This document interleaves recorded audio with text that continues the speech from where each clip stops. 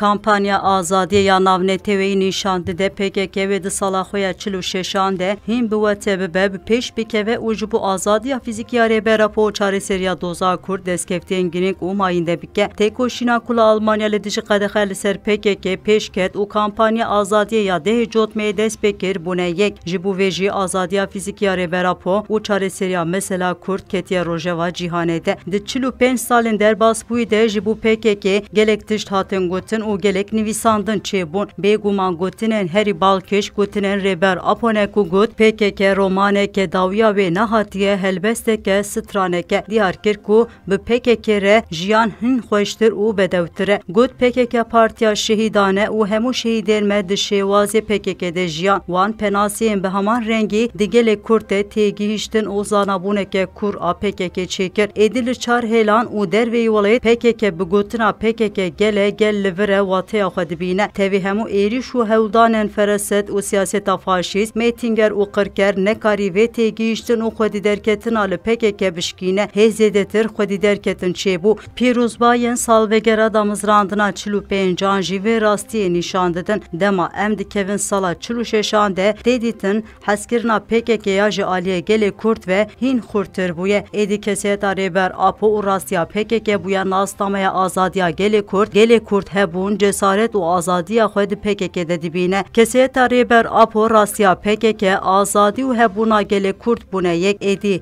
xeta netewa demokratîk bûye çareseriya hemû pirsgirêkên bi netew dewletê re. Herkes ji bo çareseriyê berê xwe didin têkoşîna civakperest a demokratîk a li ser komîna demokratîk. Ev yek dibe sedem ku hemû ketkar û bindestên cîhanê rastiya rêber Apo baştir fêm bikin û zêdetir xwedî lê derkevin. Ev tev nîşan dide têkoşîna sala 46 a PKK ve sînorên Kurdistan û Kurdan derbas bike û di asteke gerdûnî de pêş bikeve û hemû bindestan bigire nava xwe de. Kampanya ji Abdullah Öcalan ra azadî û ji pirsgirêka Kurd re çareserî jî nîşan dide ku meseleya Kurd gerdûnî bûye û di sala 46 a PKK de hîn pêş bikeve û belav bibe. Kampanya Azadiye ya gerdûnî ku armanca ve azadiya fîzîkî ya rêber Apo ye her roj li deverên cuda li Rojava, li Bakur, gelê Kurd û hemû derdorên demokratîk di her firsendê de ber bi gemlîke ve meşa azadiyê dikin. Di her kongre û konferansan de azadiya fîzîkî ya rêber Apo dibe rojeva sereke. Hemû geşedanên hundir û ji derve nîşan didin çareseriya meseleya Kurd û azadiya rêber Apo di rojeva cîhanê de ye. Divê em li her derê çalakên azadiyê pêş bixin û azadiya fîzîkî ya rêber Apo bi dest bixin. Lazim e ev deyn û armanca me ya sereke be.